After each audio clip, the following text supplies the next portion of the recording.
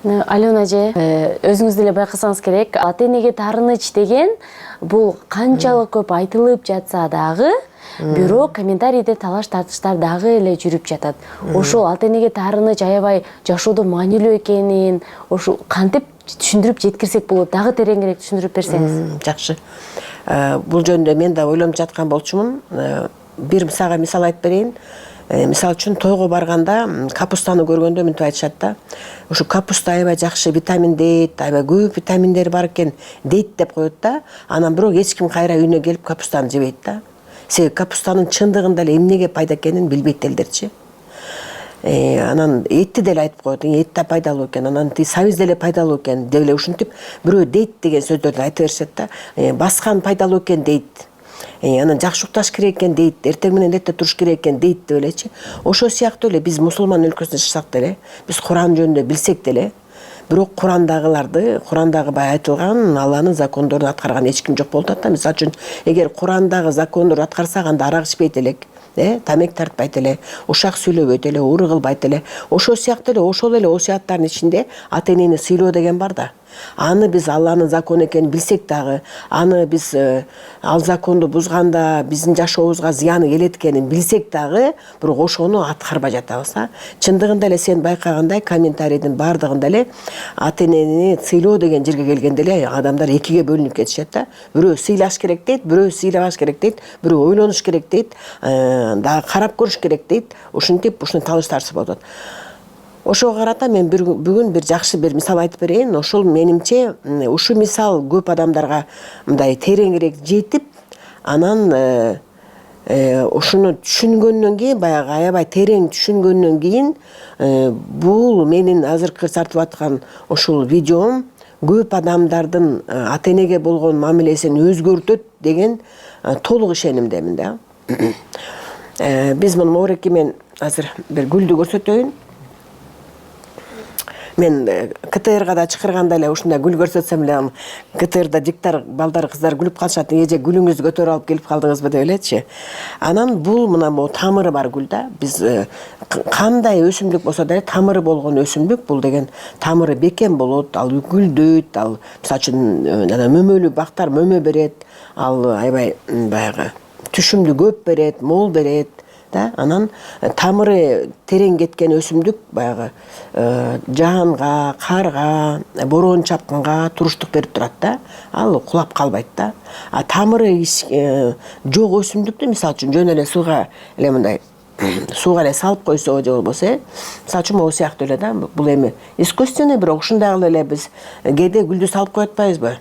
Алып туруп эле сууга салып коебуз да. Ана тамыр кетпейт да, жөн эле баягы жарык келип турат, анан тамырынан эме суу алып турат да. А бирок тамыр өспөйт да. Анан бул өсүп өнүшү кыйын болот. Анан ал бир күнү сараны курап калат. Ошол сыяктуу эле. Демек мен айтайын деп атканым, мына ушул өсүмдүк тамыры бар, ошон үчүн өсүп атат. Бул дагы чоңоет, көбөйөт, Анан эми дагы бир мисал айтып берейин деп атам. Ошого дагы кошумча да, жанагы бул биздин тамырыбыз, атабыз жак бул оң жак тамырыбыз болот экен, апабыз жак сол жак тамырыбыз болот экен. Демек биз эки бутубуздан ылдый көздөй мындай элестете бериңиз, сиз деле өзүңүз кадимки эле өсүмдүктөй эле элестете бериңиз да. Демек сиздин оң жагыңыздан атаңыз жак тамырыңыз кетет экен, жет атаңызга чейин кетет да. Анан ал атаңыз бар, атаңыздын чоң ата чоң энеңиз бар, анан чоң ата чоң энелериңиздер бар. Ошентип жет атага чейин кетип атпайбы? Анан оң жак тамырыңыз кетти. Анан сол жак тамырыңыз так эле ошондой кетет да. Дагы мындай кээде айтып калышат, ата тектин кереги жок экен деп мага көчө бир суроо берди завтрактанчы. Ата эме апа жактын бизге кереги жок экен депчи. Анан анда сол бутуңуз жок болуп калат атпайбы, туурабы? Сиз деген өзүңүздүн төркүнүңүздөгү жет атаңызды ичтип алып чогуу кетесиз күйөөгө чыккандачы. Анан ошондо атаңыз жак бир бутуңуз болсо, апаңыз жак бир бутуңуз болсо, анан бутуңузга жакшы турасыз да. Ошондон жанагы кыргыздын ар бир айткан сөздү эле ушунчалык терең мааниси бар экен деп коет го. Ошолор такыр бутуна тура албай атат, ушу кызым бутуна тура албай атат, ушу балам бутуна тура албай атат деген сөз кайдан келиптир? Ушул экен да. Демек бутуңуздан тамырыңыз жакшы кетпей атса, узунунан туурасынан жайылбай атса, демек сиздин баягы стресса устойчивость деп коет го жанагы. Мындай бир эмоцияларга тез берилип, тез ачуусу келип, бир башына бир иш күнүн мындай жаман иш түшкөндө бат эле алдырып ийишип, же аракка берилип кетип, депрессияга кирип кетип деген сыяктуу ушундай баягы стресстерди, депрессияга көтөрө албаган адамдар болот да.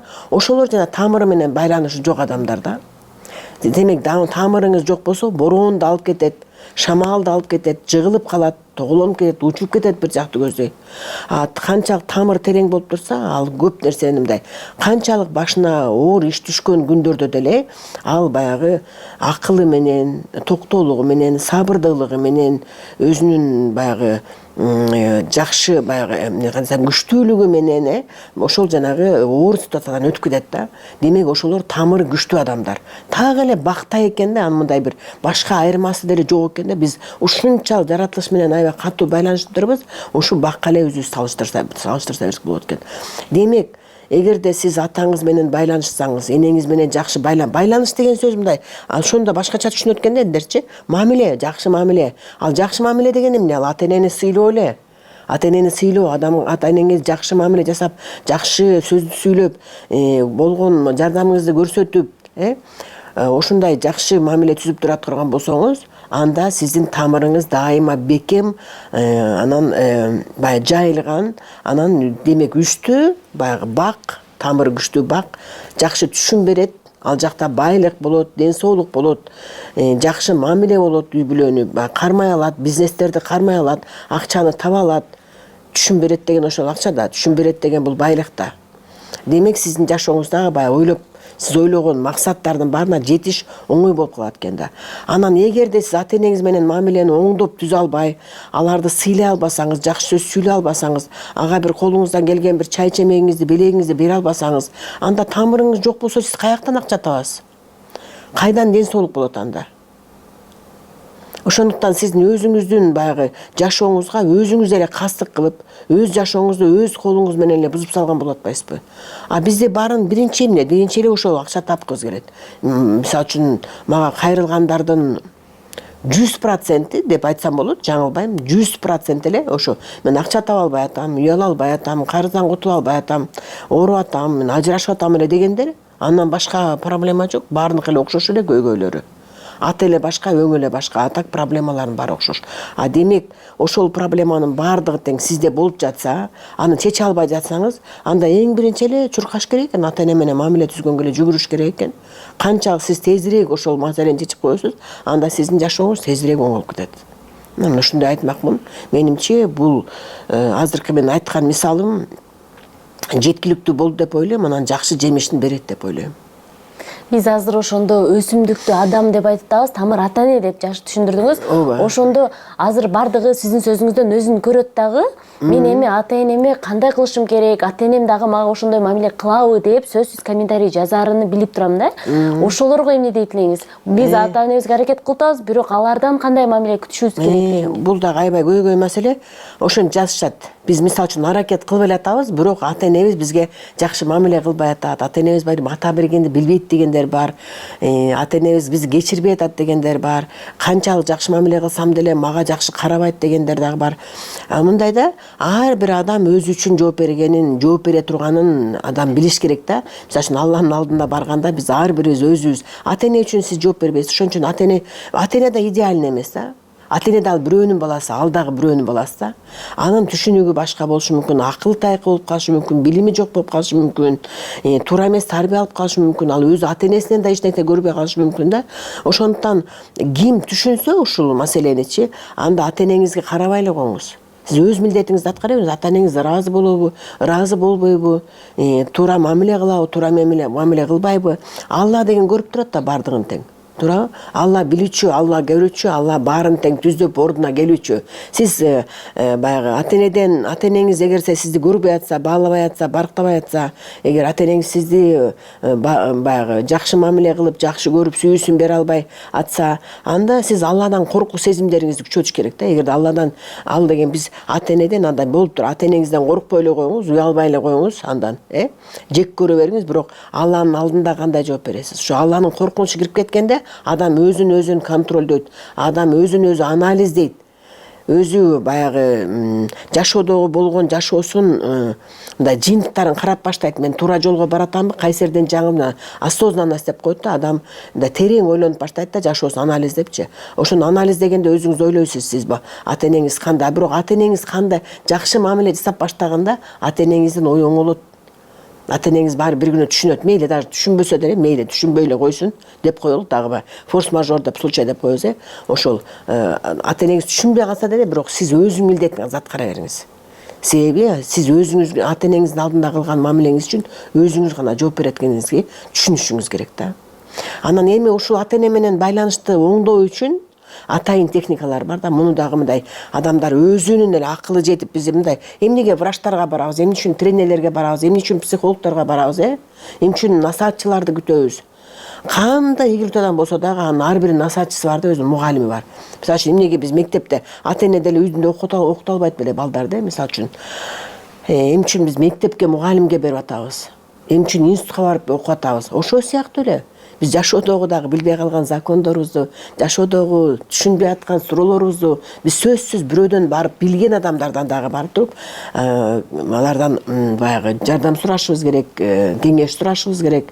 Ошол сыяктуу эле эгерде ушундай ата эне менен болгон мамилени түзө албай атсаңыз, аны бир жакшы бир мындай деңгээлге чыгара албай жатсаңыз, оңдой албай жатсаңыз, анда аны ошо оңдой турган атайын техникалар бар. Атайын өзү жолдору бар аларды. Анан ошол жолдор менен дагы байланыштарды оңдосо болот.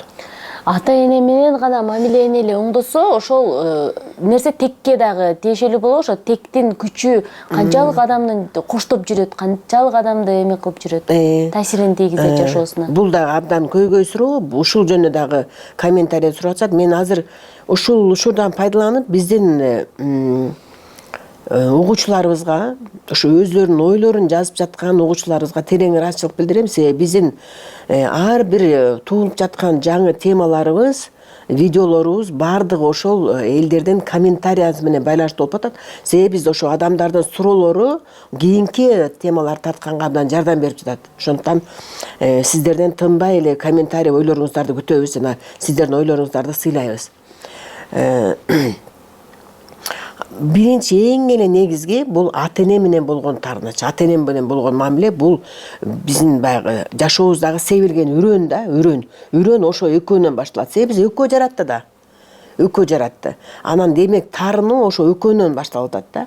Анан калган жанагы бир туугандарга таарыныч, кайнатага, кайненеге таарыныч, күйөөгө таарыныч, балдарга таарыныч деген сөздөрдүн баардыгы тең ошол ата эненин эле таарынычынын уландысы. Эгерде мага мисалы үчүн бирөө кечээ эле жазды, мен 2 кызым бар дейт, эгиз кыздарым бар дейт. Болгон эле ошо 2 эгиз кызым бар дейт, алар уже 17-18ге чыгып калды дейт. Анан бирок ошо 2 эгиз кызым тең мени укпай дейт, баш бербей дейт. Алар өзү Россияда экен, баягы тем более чөйрө да өзгөрдү дейт. Баягы Россияга барган балдардын көпчүлүгү эле балдары ошол жакта баягы чоңоюп калгандардын көбү эле ушундай мага кайрылышат да, мындай баш бербей атат. Себеби баягы орустардын арасында жүрүп атат. Анан билесиздер, мындай орустар көп ата энеге карабайт да. Анан ошолор менен жүрүп ушундай болуп атат да. Анан аябай капа болуп кечээ кайрылды да мага. Анан ал кызы жөнүндө айтып атат, 2 кызы жөнүндө айтып атат да. Мен болсом сразу оюм кетти, бул энеси менен болгон таарынычтын уландысы депчи. Себеби мисалы үчүн аял жактан да апасына болгон таарынычтын уландысы бул биринчи эле уландысы бул бир тууган эжелер, сиңдилер болот. Ошолор менен мындай тил табыша албай калышат да. Андан кийинки анын уландысы кайнене болот. Андан кийинки анын уландысы кыздар болот. Анан келиндер болот. Демек ошол жанагы болуп жаткан тарыштардын баарынан тең эң эле биринчи себеби анын өзүнүн энеси болуп атпайбы? Ошондуктан мен ал кечинде кеч болуп кетип байланыша алган жокмун. Бүгүн аны айтам, сүйлөшөм, айтам. Ошо кеңеш берем да, эми сиз деген энеңиз менен иштешиңиз керек деп. Жок, кыздарыңыз ал жанагы мурунку себилген үрөндөн эле чыккан эле түшүм эле. А бирок ошол үрөндү жоготушубуз керек да биз. Тамырын жоготушубуз керек.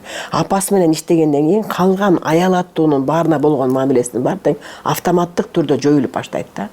Ошол сыяктуу эле атасына болгон, мисалы үчүн күйөөсүнө болгондор таарынышат. Мисалы үчүн дагы бир кейсим бар, ошо аябай жакшы да, мындай жашоосу аябай жакшы. Үйүбүз 500 квадрат дейт. Бирок мага орун жок дейт да үйдө. Бир тууганым келсе да орун жок дейт баягы үйдөчү. Аябай жакшы машинебиз бар дейт, аны мен орун албайм дейт. Акча толтура дейт, бирок аны мен ашык кетире албайм дейт да. Баягы дүнүйө биз ойлойбуз да акча жок болгондо эле мындай проблема башталат экен депчи. А жок, дүнүйө толтура миллиондор бар. Тынбай путешествияга, саякатка чыгып турушат. Акча деген кең кесир да, бирок ошо үйдө деле аял күйөөсү тил табыша албай атат да. Себеби ал дагы бир айтып кете турган нерсе, ал үйдө 4 кыз төрөлгөн да. Ошо 4-чү кызда, баягы кыз катарында кабыл алынбаган, атасы кабыл албаган кыз, атасы менен мамилеси жок. Жакшы эмес. Анан азыр эми ошол жана дүнүйө толтура болсо дагы күйөөсү менен проблема болуп атат да. Ошондуктан биз азыр эми иштедик, Кудай буйрса, аябай жакшы результаттар. Мына ушул жумада иштедик. Анан күйөөсү менен уже мамиле оң болуп баратат. Себеби биз атасы менен чечтик. Себеби билесиздер, 4-чү кызды чындыгында эле кабыл албайт, ал ачык эле андай жашыра турган нерсе эмес. 4-чү кыздарга роддомго барбай коюшат, апасы капа болуп, кровотечение болушат, тондору түшпөй калышат, стресс болушуп. Себеби күйөөсүнөн коркот да, күйөөсү кабыл албай коет экен, билет. Кайната кайненелери кабыл албайт. Мына сен дагы 4-чү кыз төрөдүң депчи. Ошондон ушундай кыздардын дагы тагдыры ушул күйөөлөр менен мамилеси начар болот. Анан мен сурадым, бул сага чейинки 3 эжекеңдин кандай күйөөлөр менен мамиле десем, бардыгы ушу меникиндей дейт. Бардыгынын колдорунда бар дейт, бирок бардыгы күйөөлөр менен жаман жашайт дейт. Значит, бардыгы ошо 4төөнүн тең проблемасы атасы менен болгон мамиленин эле уландысы болуп жатат да. Демек, муундан муунга өтүп кете берет деген нерсе. Ооба. Анан ошол, мисалы үчүн атасы менен болгон проблеманын аябай катуу мындай өтө катуу жери бул баласы менен болот да. Баягы күйөөсү, кайнатасы, атасы деген проблема баардыгы чогулуп бир тең болот. Анан баласы менен болгон проблема бир тең болот. Себеби баягы өзүнүн денесин жарып чыккан баласы апасын капа кылганда бул мындай өлүп эле кетейин дейт да. Ошентип эле келишет мен ушу баламан ушундай сөздү укча, баламан ушундай мамилени укканчакты андан көрө өлүп эле кетсем болмок экен дейт да. Ошондуктан ушу балдарга балдар менен болгон баягы мамиленин бузулганына жеткизбей, ушул проблема менен иштеп, ушуну чечип койгон жакшыраак болот деп кеңеш бермекмин да мен. Жана тектер тууралуу дагы айтып кеттиңиз. Аял киши турмушка чыкканда ошо жөнүндө дагы айтып кетелик азыр. Ошону жанагы Куда 1000 жылдык деген сөз бар го, Куда 1000 жылдык болгула деп баягы бата берет го, Эмне үчүн дегенде баягы 7-чи поколенияга чейин, 7-чи биздин тектерибизге чейин ошо Куда мисалы үчүн байланышта болот да. Мисалы үчүн бир мындай ойлосоңуздар, ажырашты, менде мисалы үчүн жакын туугандарыбызда көп мындай маселелер бар. Ажырашып кетти, бирок биз баягы балдардын тоюнда кайра эле кезиктик. Баягы эле кудалар, баягы эле келинибиз. Анан ал балдар балалуу болду, дагы эле кезиктик. Анан кийинки кызы күйөөгө чыкты, дагы эле кезиктик. Ушинтип биз баягы кудалар менен дагы эле ажырашкан күнү деле баары кезигип атабыз. 1000 жылдык деген ушундай да. Себеби баягы балдар кетет да ары көздөйчү. Кеткенде баягы кудалар куда бойдон эле кала берет. Эки жаш аял күйөө ажырашкан менен деле канча тойлордо чогуу боло беребиз. Себеби сараны балдардын бир жагы атасы, бир жагы апасы болот атпайбы. Эми ошондой эле мындай болот да.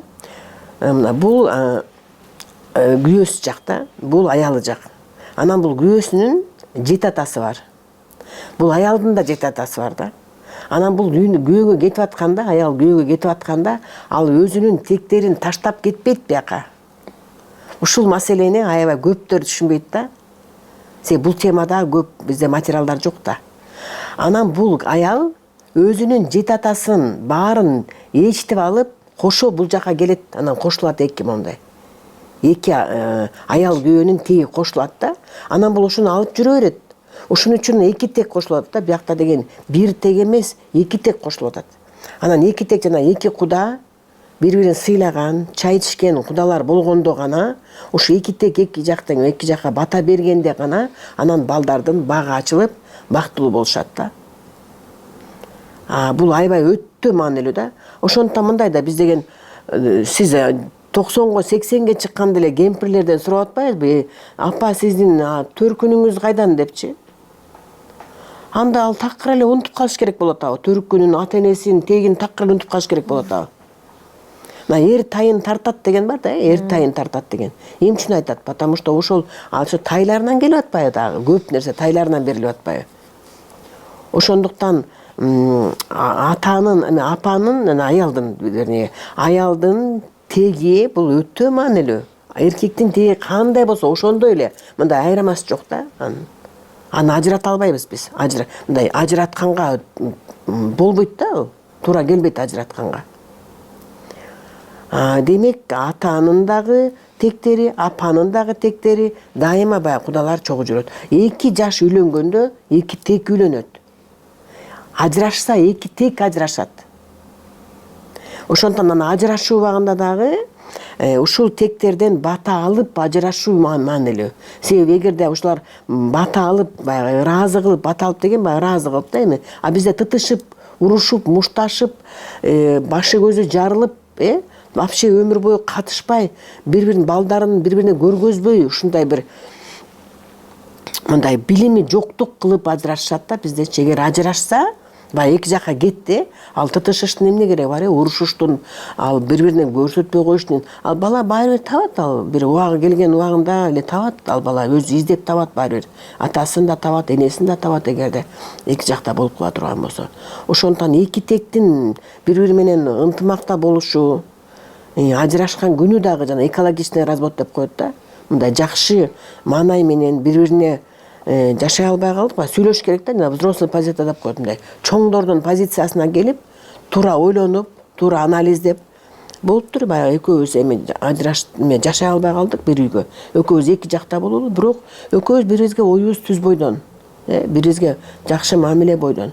Балдарды ортодо убара кылбай, балдарымды ортодо эки жак менен катыштырып, анан эки жака турмушубузду эки жака бөлүп жашайлы деп мындай эме деп коет, трезвый рассуждение деп коет да, мындай эме соо көз менен карап, соо көз менен карап, ойлонуп, анализбе терең эртеңки күнүн ойлоп, ана ажырашканда ошондо эки тек, ыраазы болгондо гана эки тек ажырашат. Ана уруш талаш болгон жерде эки тек ажырашпайт. Ошондуктан көпчүлүк учурда жанагы ажырашат, бирок кайра экинчи никелери жолду болбойт да. Себеби бул күйөөсү нааразы болуп калса, ал тек нааразы болуп калса, экинчи күйөөгө орун жок болуп калат. Экинчи күйөө менен жашай албайт. Анан ойлошот, экиден кийин жашай албайм, эми үчүнчүсүн да көрөйүн дешет да. Анан үчүнчү күйөөгө кандай да тиген билбей калышат, байкабай калышат. Анан мага ушундай келгендер аябай көп да, эже кандай болуп үчүнчү күйөөгө тийип калганын билбей калдым деген эле бир оюмда жок эле. Үчүнчү эмес экинчиге тийин деген деле оюм жок эле. Биринчи менен жашайын деген оюм бар болчу. Бирок кандай болуп ушундай болуп калдым, уже үчүнчүгө чыкканда аябай депрессия, стресске кирип кетишет. Себеби баягы үчүнчүгө да орун жок да, себеби бул биринчи ажыраша элек. Бул ыраазы боло элек да, баягы өзүнүн ордун бошотпойт алчы. Ошондуктан баягы экинчи брактар, экинчи аялы, үчүнчү аялы болобу, баягы жакшы жашап кетиш үчүн орунду бошотуш керек. Ал үчүн тектер нааразы болбош керек. Аны орун бошош үчүн сөзсүз бири-бирине ыраазычылык менен гана ажырашыш керек. Ошондо гана ал орун бошоп, экинчиси келип жашайт, үчүнчүсү келип жашайт да. Бул дагы аябай өтө маанилүү жашоодо. Ажырашкандан кийин балдары апасын ээрчип кетет, андан кийин ушинтип өзүнүн ата теги менен мамилесин деле үзүп коет экен да. Жакында бир кыз менен тааныштым, өгөй атасын колдой чоңоюп туруп, өз атаң барбы, өзүңдүн тегиң каякта деп, ошо мен сизден кийин уже кызыгып калып сурадым да. Десем билбейт экен да. Ал канчалык маанилүү ошо адамдар үчүн. Ошол жана тамыры жок болуп калат да. Мен де ошондой мына жаңы эле иштедим дагы бир келин менен иштедим. Ал биринчи күйөөсү менен ажырашты. Анын фамилиясын өзүнө жаздырып алыптыр да. Кызынын фамилиясын өзүнө жаздырып алыптыр. Ал кыз билбейт да такыр атасы менен катыштырбайт. Экинчи брак болгон, ал гражданский эле брак болгон.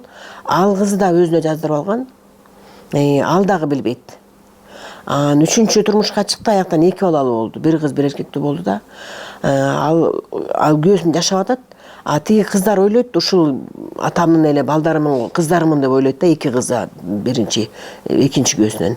Анан алар ошо, бирок таң калышат дейт, азыр эми ошо чоңоюп калышты. Бирөө уже почти 18ге чыгып калды, бирөө 13ке чыгып калыптыр.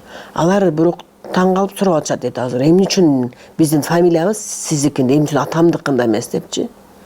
Аны баары айта турган бирөө чыгат баары, баягы эме деп коет го.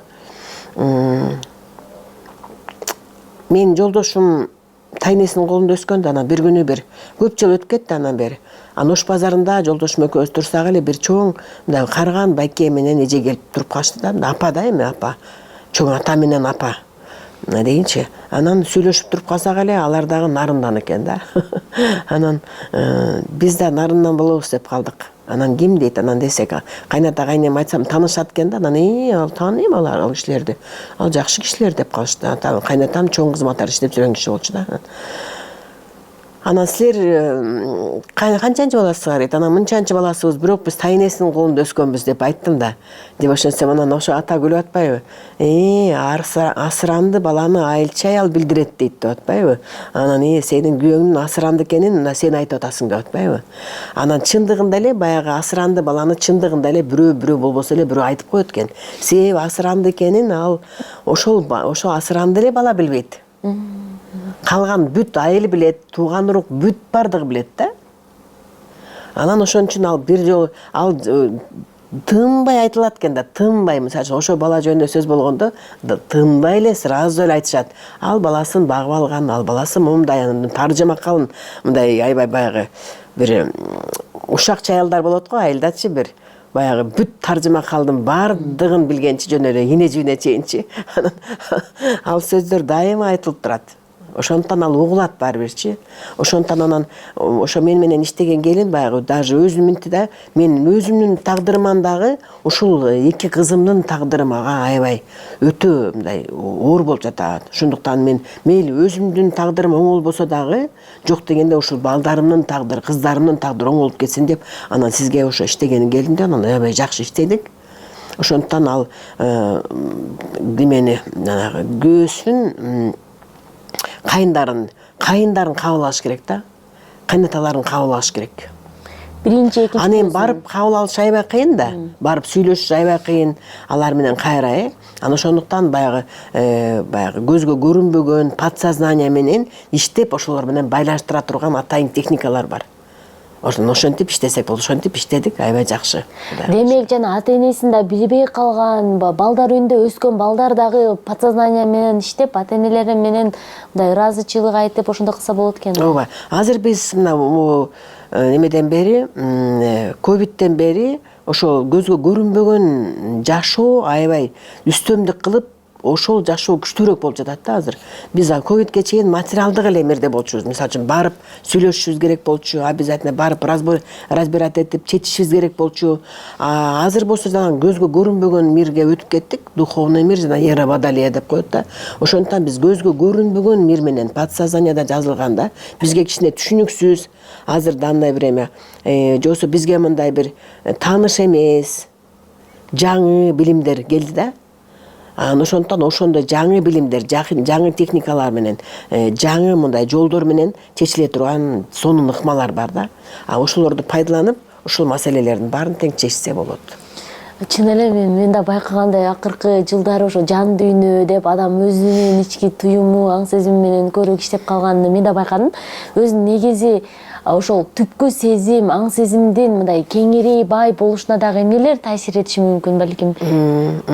Жакшы, аябай жакшы суроо бердиң. Мен айтайын деп аткан суроону бердиң да. Мен ушул темада дагы көп бир ылдыз атайын аткам. Жан дүйнө өзү, жан дүйнө биз кеңейтсек, жан дүйнө кеңейет да. Биз тарытсак, жан дүйнө тарыйт. жан дүйнөбүздүн ээси өзүбүз болуп атпайбызбы? Жан дүйнө бизге тиешелүү болуп атат да. Ошондуктан жанагы тар кийимди кийип алган адам дейт го, мындай чөкчөйтүп эмне кийип ал, мына кең эле кийбейсиңби деп айтып калышат го эми.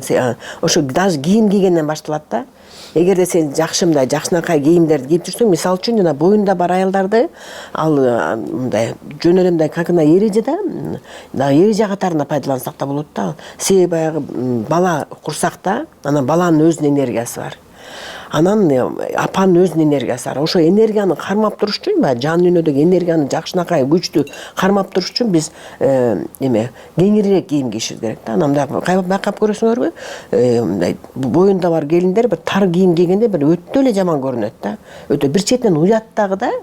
Баягы биз мисалы үчүн боюбузда болгондо кең көйнөк кийип кайнаталарыбызга, айрыкча ата энебизге мындай көрүнбөй уялып ушундай көрсөткүбүз келчү эмес бир четинен. Экинчиден баягы кичине удобный жүргүбүз келчү да, мындай ылайыктуу, ыңгайлуу жүргүбүз келчү да.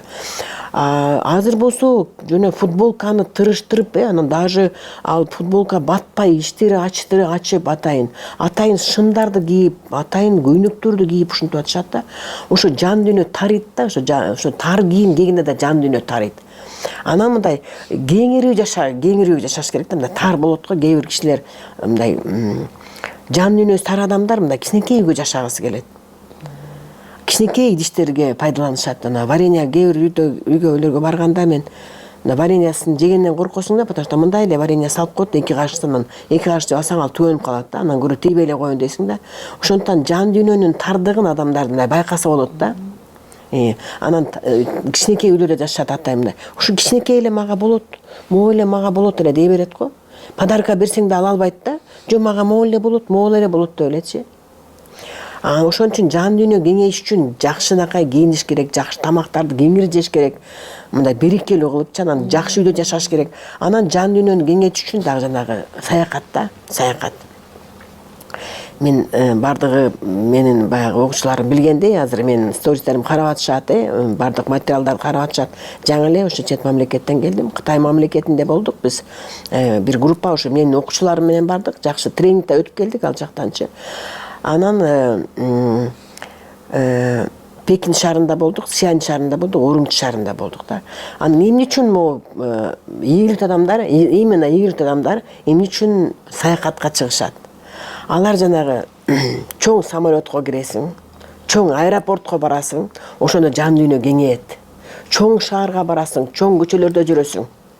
Чоң тоолордо, мисалы үчүн биз азыр улуу Кытай чебине бардык да, Пекиндечи улуу Кытай чебинде мындай тим эле мындай учу кыйры жок дегенде.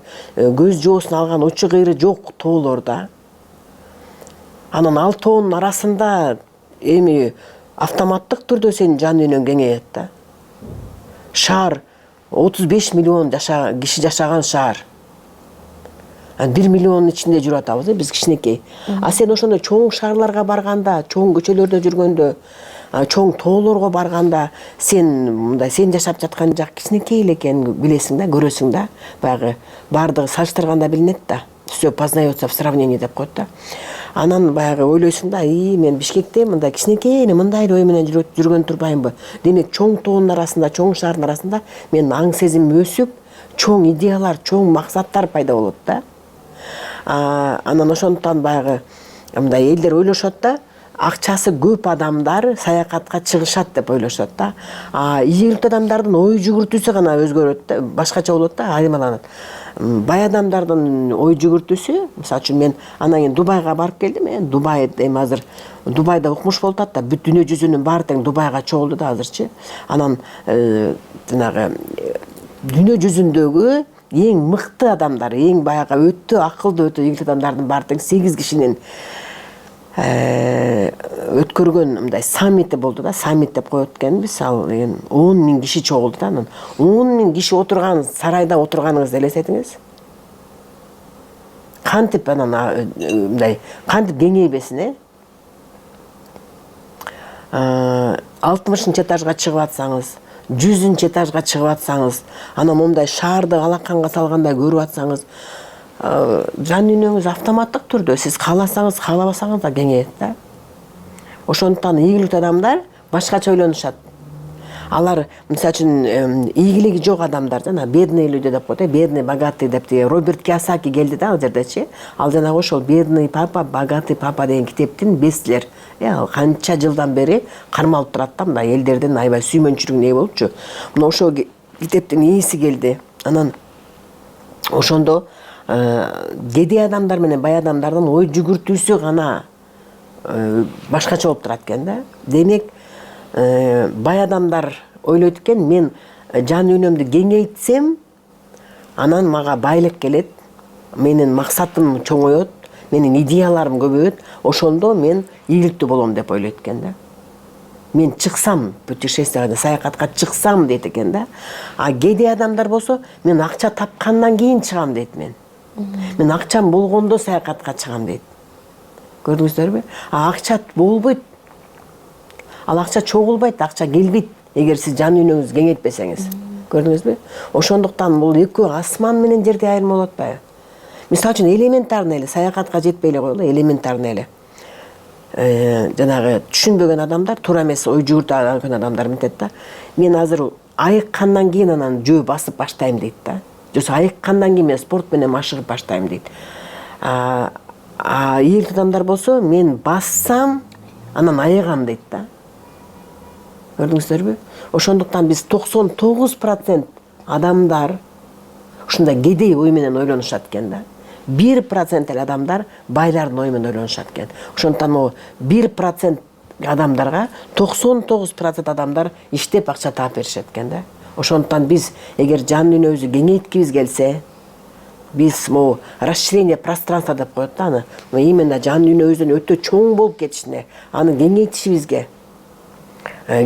керек болсо, биз көп акча тапкыбыз келсе, биз ийгиликтүү болгубуз келсе, байыгыбыз келсе, ден соолугубуз жакшы болгусу келсе, анда биз саякатка көп чыгып турушубуз керек да. Мен эми Пекинде бир нече жолу болгом да, Дубайда да бир нече жолу болгом да. Ошондуктан анан көптөр ойлойт, Алена Малабашы акчасы көп экен, ошон үчүн барып атат болуш керек депчи. Жо, мен акча табайын деп, акчам көбөйүп кетсин деп барып турам да.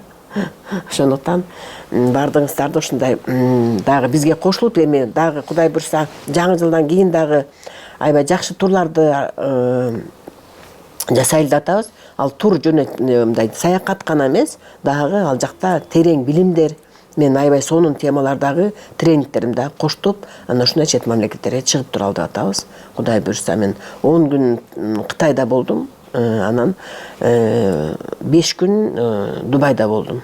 15 күнүн ичинде ушу 2 мамлекетке барып келдик. 6 жолу перелет болдук. 6 жолу самолетко учтук. 6 жолу 10.000 километрге өдө бийик учтук да. Мен дагы ушул жерде айтып кетейинчи. Ал жерден элестетиңиз.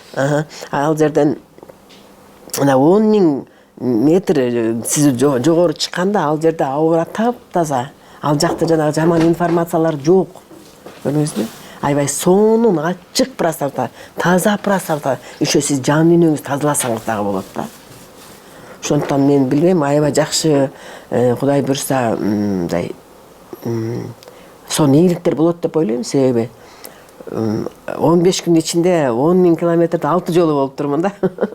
6 жолу самолет учуп келдим. Абдан жакшы.